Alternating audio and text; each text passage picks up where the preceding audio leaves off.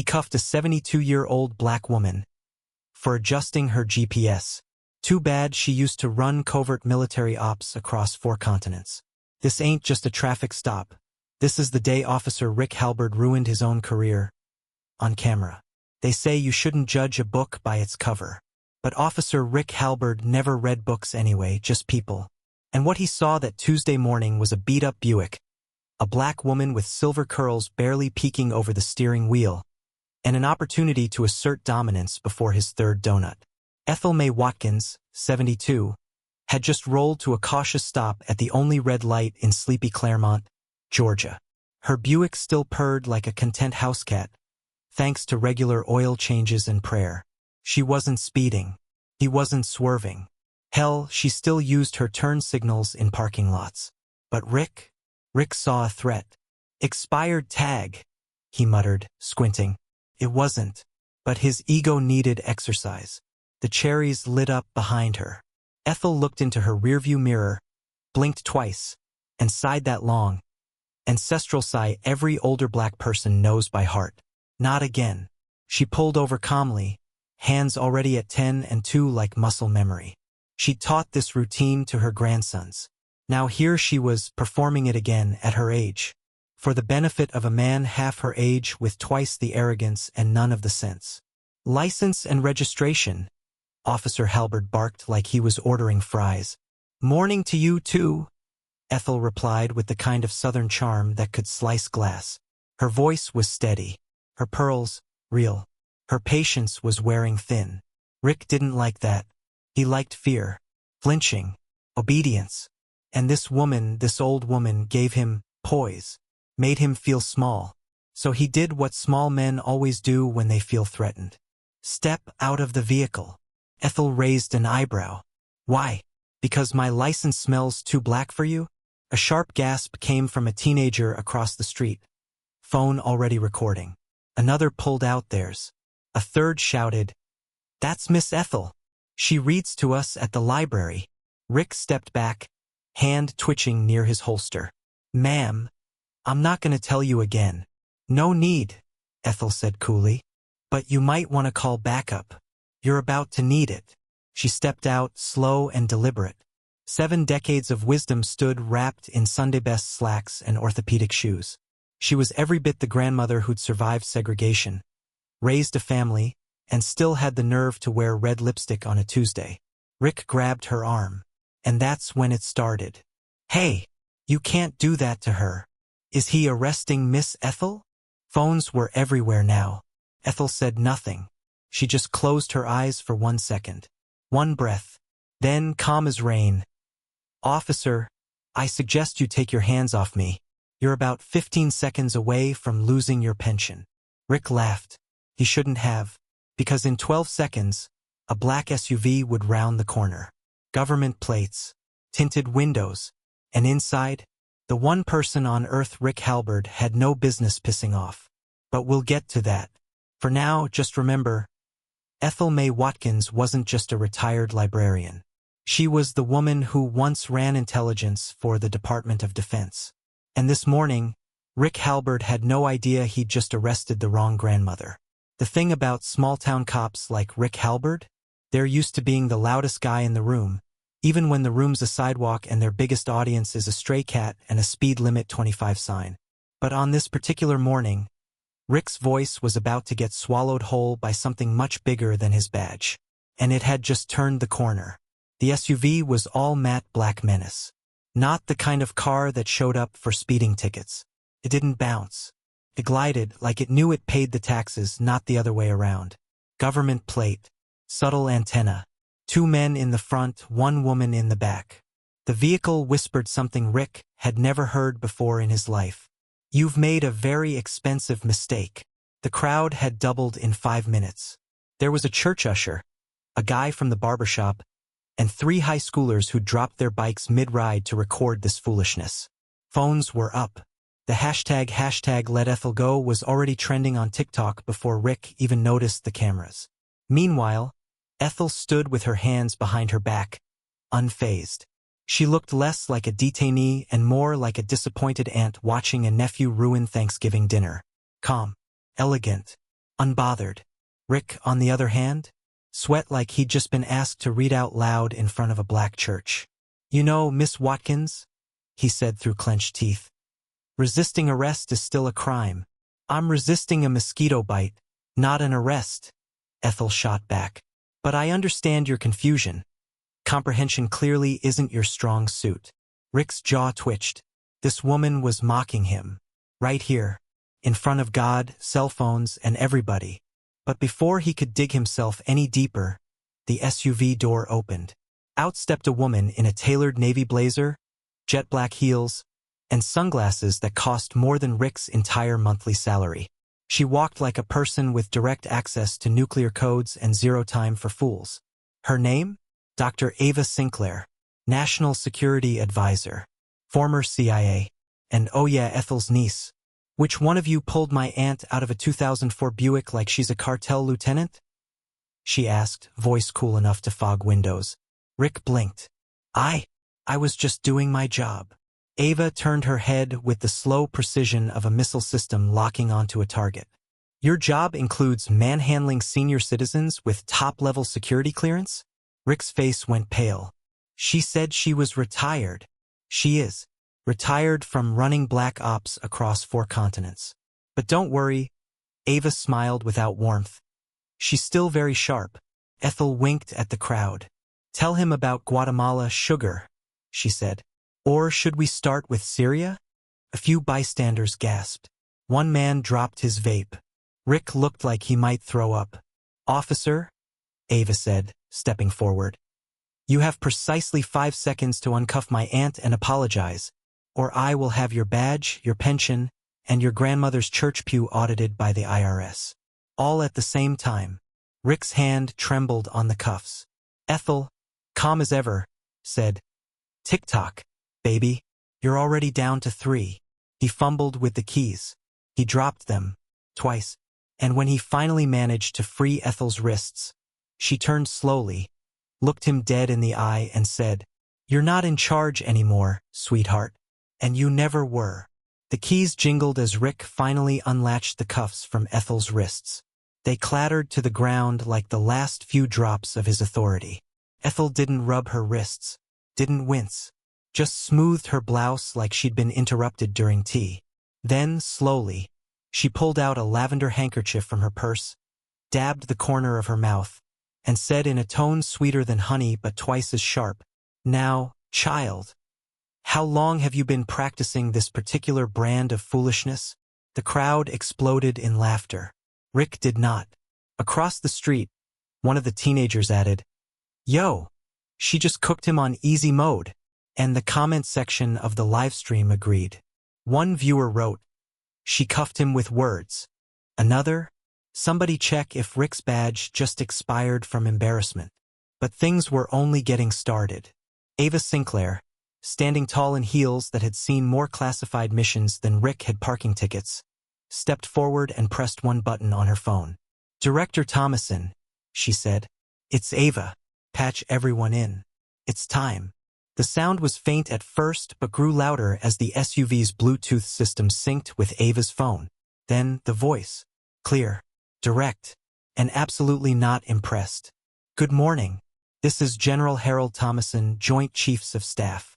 We're joined by Colonel Nadine Fry from Homeland, Agent Yoon from Counterintelligence, and yes, the governor's office is listening too."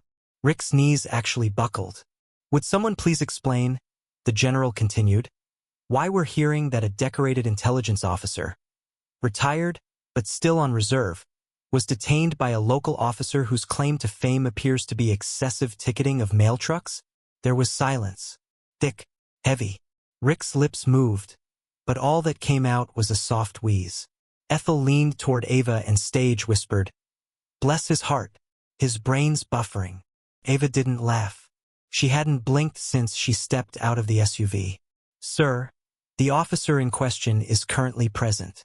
He's being shown the footage. It's enlightening." A second voice joined the call. This one is smoother, silkier, with just a whisper of New York menace. "I'm Agent Yoon. Someone needs to remind Officer Halberd that detaining an individual with level 4 security clearance without probable cause or verification, is not only a breach of federal protocol. It's the equivalent of duct taping a grenade and hoping it's a water balloon. Ethel tilted her head. Y'all got metaphors now? We've had them since Afghanistan, ma'am, Yoon replied, dry as toast. The crowd didn't know whether to be shocked or amused, so it chose both. Phones kept filming. Live stream views climbed past 600,000. Local news choppers were now hovering overhead. Somebody even tagged Don Lemon in the comments. And Rick? He just stood there, sweating, swallowing, hoping this was a nightmare and not the end of his career. Spoiler, it was both. Back in the Buick, Ethel opened the glove box, pulled out an old flip phone, the same kind they used in the early CIA field days, and casually said, "Let me call Bernice. She's still got contacts in the State Department. Might as well let the other half of the government know." Rick actually whimpered. Ava turned to him, removing her sunglasses. "Officer Halberd, I'd say you just stepped in it. But this is you diving headfirst into a septic tank, wearing white pants, on live television." She paused, then smiled. And the bleach truck just drove off. Governor Wallace Greer wasn't known for subtlety. He was known for three things: his starch suits, his photo ops with veterans he couldn't name, and his legendary ability to say absolutely nothing meaningful in 2,000 words or less. But when the footage of Officer Rick Halberd detaining Ethel May Watkins hit 1.2 million views, and counting, his phone lit up like a Christmas tree dipped in kerosene. And now, less than an hour later, Governor Greer stood in front of a hastily arranged podium outside the Claremont courthouse, blinking under the harsh Georgia sun and the hotter glare of Ethel's niece, Ava Sinclair, who had arrived at the press conference wearing a diplomatic pin and an expression that said, "Try me, boy." Ethel? She sat in the front row, legs crossed at the ankle, sipping sweet tea from a mason jar and looking like she was about to grade a third grader's oral report. The governor cleared his throat. "The state of Georgia deeply regrets any misunderstanding that may have occurred earlier today involving one of our law enforcement officers and a respected citizen." Ethel raised one eyebrow. Ava didn't blink. Rick Halberd, now standing in the background, looked like he was actively considering time travel. "A misunderstanding?" Ethel said loud enough for the crowd to hear. "Honey, a misunderstanding is when you put sugar instead of salt in the grits." This was a public racial humiliation wrapped in incompetence, tied with a bow of federal violation. The crowd roared. "Ma'am, if I may," Governor Greer tried. "You may not," Ava cut in sharply, "because this isn't a press conference. This is damage control and you're out of duct tape." Cameras flashed. Reporters scribbled. One leaned over and whispered, "Did she just say duct tape?" But Ava wasn't finished. Officer Halberd detained a retired military intelligence officer, without cause, without verification, and without an ounce of common sense. He violated her rights, disrespected her rank, and embarrassed your entire administration. She turned her head slowly, scanning the sea of reporters, microphones, and shaking politicians. "And now, you want to call it a misunderstanding? Ma'am, this is not the time to." "No, Governor." Ethel stood now, her voice calm but ringing out like church bells on Sunday morning. "This is exactly the time." She stepped forward, past Ava, past the governor, and looked straight into the nearest camera. "I am not a symbol. I am not a hashtag. I am a 72-year-old black woman who served her country for 40 years in ways you couldn't even spell." She held up her hand, slightly red from the cuffs. "And today, a man with a badge and a bruised ego decided that was less important than his suspicion. Well, guess what, baby? I've survived dictators, drug lords, and 2 divorces. You think I can't survive a scared little man with a badge and a Napoleon complex?" The crowd went wild. Reporters surged forward. One elderly woman yelled, "Preach, Miss Ethel," and waved her church fan like it was Judgment Day. But then, a voice from the side, "Miss Ethel, what would you like done about Officer Halberd?" Ethel smiled and sipped her tea. "I'd like him fired. Not because he's a racist, though let's not kid ourselves, but because he's stupid. And this country can survive racism longer than it can survive stupidity in uniform." Rick flinched. The governor blinked. And somewhere deep inside his soul, Rick Halberd finally realized. He wasn't getting out of this one. The Claremont Police Department was not equipped for scandals. It was barely equipped for printer toner. But now, thanks to Officer Rick Halberd's disastrous audition for How to Lose Your Career in 60 Seconds or Less, the station had become the epicenter of a statewide embarrassment, and the press wouldn't leave until someone's head rolled all the way down Main Street. Inside, Rick sat in the glass-walled conference room, looking like a man who had just Googled how to fake your own death for the third time. Across from him sat Interim Chief Marla DeWitt, a no-nonsense woman with the jawline of a tank and the patience of a lit match. She slapped a manila folder on the table. Hard. "Do you know what this is?" she asked. Rick blinked. "My suspension?" "No," she said, opening the folder to reveal a stack of screenshots, emails, phone transcripts, and at least 3 memes. "It's the comprehensive list of every federal, state, and moral boundary you stepped over like it was a hopscotch board." She slid a photo across the table. Rick looked down and winced. It was a still image from the live stream, right at the moment he grabbed Ethel's arm. The expression on his face, equal parts constipated and clueless. "They're calling you Officer Ego Trip on the internet," DeWitt said dryly. "There's a TikTok remix set to Oops, I Did It Again. Congratulations. You're famous." Rick tried to speak. Failed. Tried again. "She never said she was that high up." DeWitt leaned forward. "She called you sweetheart in front of the Pentagon. She was being difficult. She was being dignified. You just couldn't recognize it through all that testosterone fog in your head." Rick's face turned the color of expired mayonnaise. Meanwhile, down the hall, someone knocked on DeWitt's office door. "Ma'am," said the receptionist, poking her head in. "The governor's office is on line 2, and there's a Colonel Maddox from the Defense Department holding for line 3. And a bishop wants to know if Miss Ethel's giving a speech this Sunday because he's canceling his own sermon to attend." DeWitt sighed. "Tell the bishop to bring a notepad. She's rewriting the gospel at this point." Back in the room, Rick shifted uncomfortably. "So, what happens now?" DeWitt stood slowly, gathering the files. "You ever been to a retirement party where nobody claps?" Rick swallowed. "Effective immediately," she said, handing him a sheet of paper. "You're relieved of duty, pending full termination. Your badge, gun, and parking privileges are revoked. And I suggest you avoid social media, unless you want to watch yourself get roasted by grandmas in 10 different states." "But I didn't mean to." She cut him off with a look so sharp it could have sliced a seatbelt. "You didn't mean to violate her dignity. You didn't mean to weaponize your suspicion. And I'm sure you didn't mean to humiliate your entire department live in 4K. But guess what, Rick?" She stepped closer. "Intent doesn't undo impact, especially not when the world's watching." Outside, the crowd still hadn't left. They weren't protesting anymore. They were having what looked suspiciously like a block party. Music, food. Somebody had even set up a bounce house. A sign fluttered in the wind. "Miss Ethel for mayor." And in the center of it all, Ethel, in a wide-brimmed church hat, holding a lemonade in one hand and a copy of the Constitution in the other, signing autographs like she just won a Grammy for best performance while being unjustly detained. Rick watched from the window, his future evaporating like steam. And for the first time all day, he didn't say a word. 3 days after the incident, Miss Ethel May Watkins boarded a government charter jet bound for Washington, D.C. Not in coach, not in business, but in a classified section somewhere between "this is above your pay grade" and "don't ask questions unless your badge has a bird on it." She didn't ask for this flight, didn't request the private escort, didn't even pack a carry-on.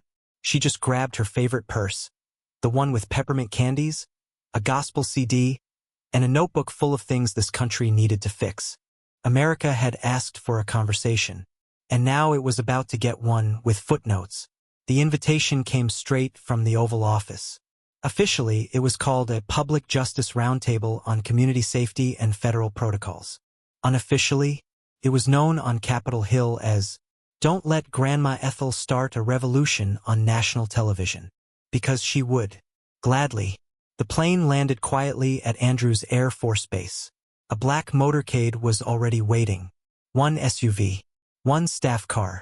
One van full of nervous interns from 3 different agencies clutching folders marked confidential. And please God let her like this plan. Inside the car, Ethel sat with Colonel Teresa Maddox. Yes, that Colonel Maddox, the one who once talked down a warlord in Kenya using only her fluency in 5 languages and her ability to intimidate with silence. You ready for this? Teresa asked, eyeing her with both admiration and the caution you give someone who once made a senator cry with a single raised eyebrow. Ethel adjusted her scarf.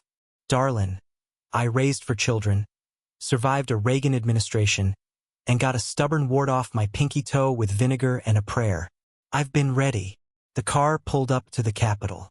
A crowd had already formed outside. Reporters, activists, and students holding signs that read, "Justice has pearls and a purse. I trust Miss Ethel more than Congress. Don't let the sweet tea fool you." Security tried to usher her through the back entrance.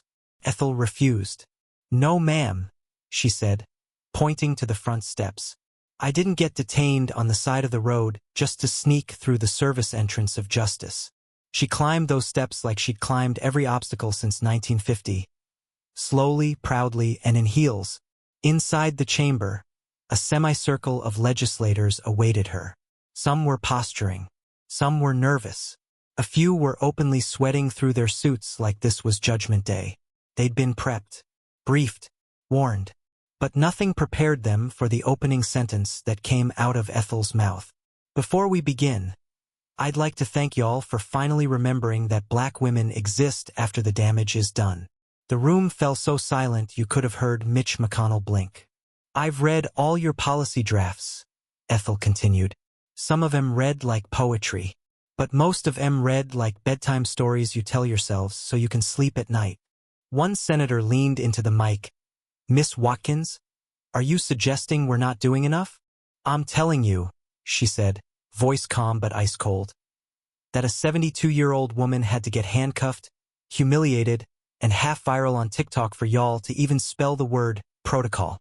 She opened her notebook. It was handwritten, color-coded, cross-referenced with legislation that had sat in committee longer than some congressmen's marriages. "This is what I want," she said, flipping to the first page. "I want mandatory de-escalation training that doesn't feel like a company picnic. I want body cam footage released within 48 hours, not 48 months. I want every officer to pass a racial bias test harder than the SAT." A stunned silence. Then, a slow ripple of applause. From the back of the chamber, a junior congresswoman whispered, "She's not just testifying. She's rewriting the syllabus." Ethel didn't stop. She didn't come to Washington for optics. She came for results. By the time she walked out of that chamber, 2 things were certain. A bipartisan subcommittee had been formed within 15 minutes. Rick Halberd's name had become the political equivalent of a curse word. As she exited, another reporter yelled, "Miss Watkins, what do you call this movement you've started?" She turned to the camera, smiled gently, and said, "Operation Lemonade. Because when they handed me lemons, I made a federal case." It was a Tuesday afternoon when Rick Halberd walked into the Claremont VFW hall, dragging his feet like a man being marched to his own personality audit. The banner read, "Thank you for your service, Rick." But someone had crossed out "service" in Sharpie and written "spectacle." The hall smelled like old coffee, folding chairs, and forced forgiveness. There was a tray of lukewarm meatballs, a suspicious macaroni salad, and an untouched cake with the words, "Good luck, Rick," spelled out in what appeared to be resentment-flavored frosting. Rick stood near the punch bowl, staring into the fruit-infused abyss, praying no one would talk to him, and knowing full well they would. Because small towns don't forget. And Claremont? Claremont had seen the footage. They'd watched it in real time. They'd seen the cuffs, the sneer, the helicopter, and, most humiliating of all, the moment Rick realized Miss Ethel had more power in her pinky than he had in his whole department-issued utility belt. And now, He was the guy who handcuffed a national hero on camera and ended up getting fact-checked by the Pentagon. Somewhere across the room, the band struck up a weak version of Proud to Be an American. The irony hit harder than the bass drum. "Hey there, Rick," said Deputy Carl, appearing beside him with a cup of punch and the expression of a man watching a slow-motion car crash made of paperwork and shame. "Didn't think you'd show," Carl added. "After, the congressional hearing, the disciplinary review board, the 17 parody TikToks." Rick winced. "Yeah, I'm just here to show face. Leave quietly." Carl sipped his drink. "Buddy, at this point, you couldn't leave quietly if you moonwalked out the fire exit." The mayor had already given his statement earlier that week. "The actions of Officer Halberd do not reflect the values of this town," which was political code for "we'd like to keep our federal funding, please." Then came the Internal Affairs report. Lack of judgment, abuse of authority, gross misreading of the situation. And then, the cherry on the humiliation sundae.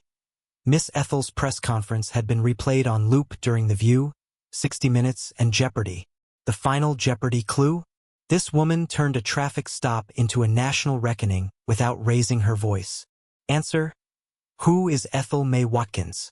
Rick slumped into a folding chair near the window, where a few retirees played dominoes and openly avoided eye contact. Then, a voice. "Mind if I join you?" Rick turned, and nearly dropped his punch. It was Miss Ethel.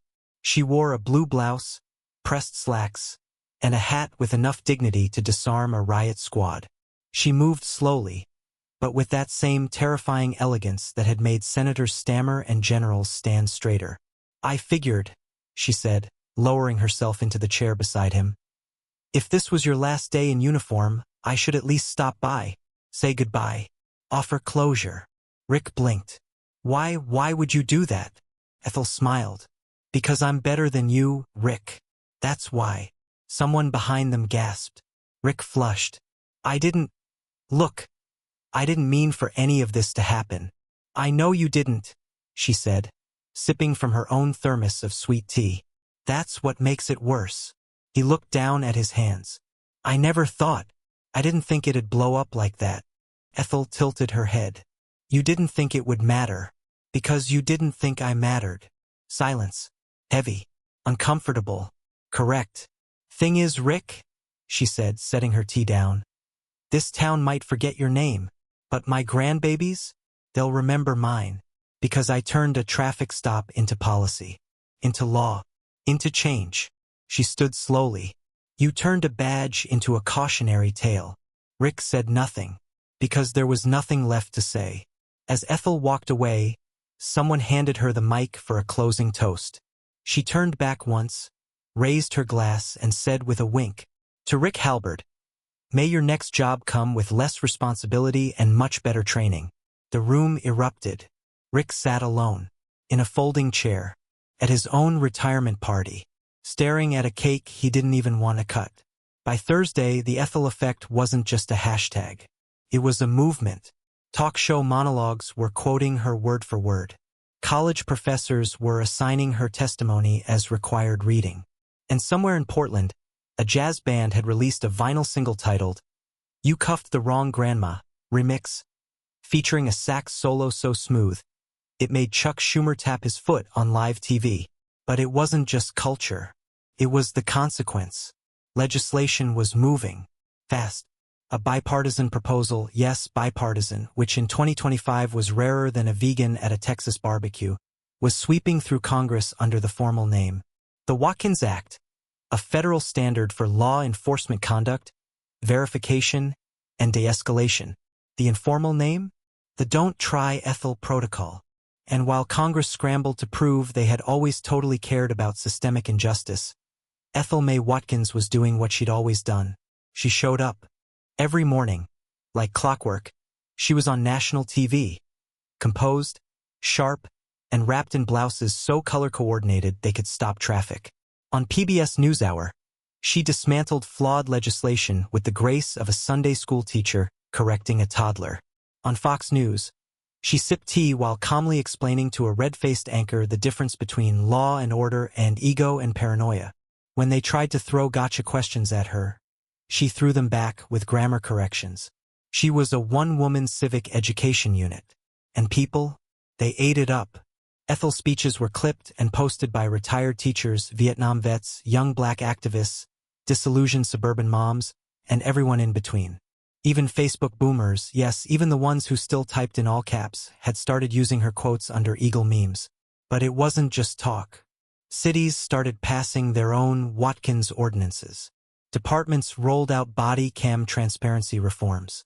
Police unions squirmed.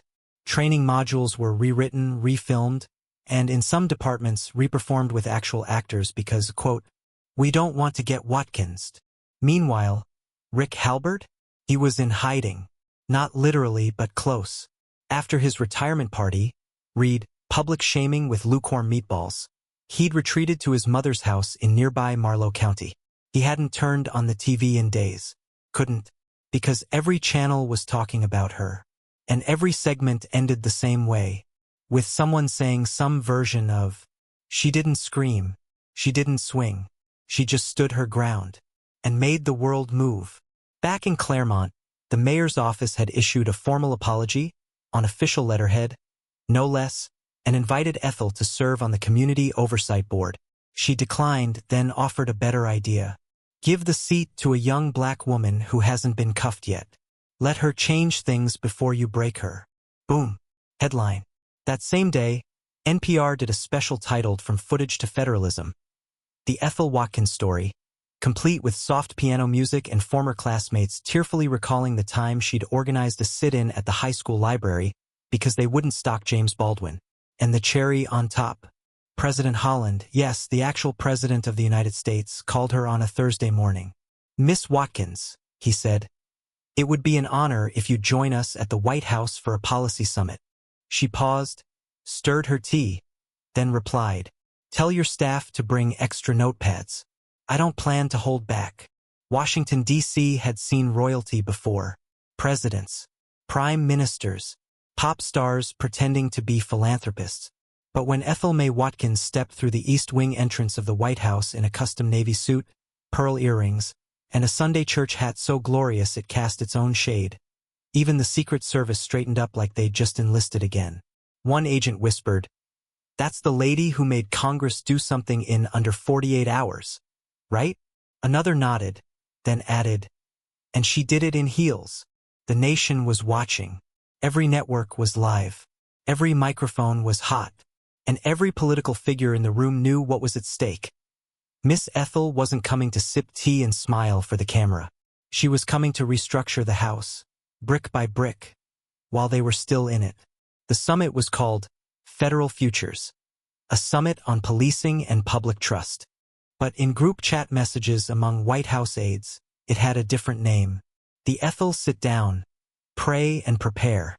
Inside the Roosevelt Room, polished wood gleamed under sterile lighting. Around the table sat cabinet secretaries, state governors, heads of major police unions, and 3 senators trying not to visibly sweat through their jackets. And then came the voice. Not loud, not theatrical, but crisp, direct, and unforgiving. Let's begin. Ethel didn't need a mic. Her presence was the amplification. She didn't shuffle papers. She didn't glance at notes. She just looked every official in the eye and started listing reforms like she was reciting a grocery list from memory. First, federal funding for any law enforcement agency must be tied to verified compliance with de-escalation and racial bias retraining, biannually. No exceptions. No loopholes. No we're working on it excuses. That era is over. A few eyebrows rose. She didn't flinch. Second, every body cam turned off during an incident will be treated as tampering with evidence. That's not accountability. That's common sense. The Attorney General shifted in his seat. Miss Watkins, with all due respect, these are major changes. They'll take time. Ethel blinked. Once, then leaned forward, voice like glass on ice. George Floyd didn't get time. Breonna Taylor didn't get time. Sandra Bland didn't get time. You've had time. You used it to host breakfasts and blame each other. Silence. Dead. Heavy. The kind that thickens the air. Even President Holland, seated at the head of the table, said nothing. Then, Ethel turned to the union reps. Gentlemen, if your officers are afraid of body cameras, retraining, or being held to the same standards as the people they serve, perhaps they're in the wrong profession. Maybe it's time they trade the badge for a different uniform like a Chick-fil-A apron. At least then they'd be trained to say, "My pleasure," before assaulting someone's dignity. Boom. The Secretary of Labor tried to stifle a laugh and failed. C-SPAN's audio technicians briefly wondered if they were allowed to replay mic drops in slow motion. And outside, a crowd had formed around the White House gates. Veterans, activists, grandmothers, college students, retirees. Some held signs. Some held candles. All of them held their breath. Then the president leaned into his mic. "Miss Watkins," he said, "if you had one sentence to sum up what this nation needs to hear, what would it be?" Ethel took her time, stirred her tea, looked right into the cameras. "You don't restore trust by demanding respect.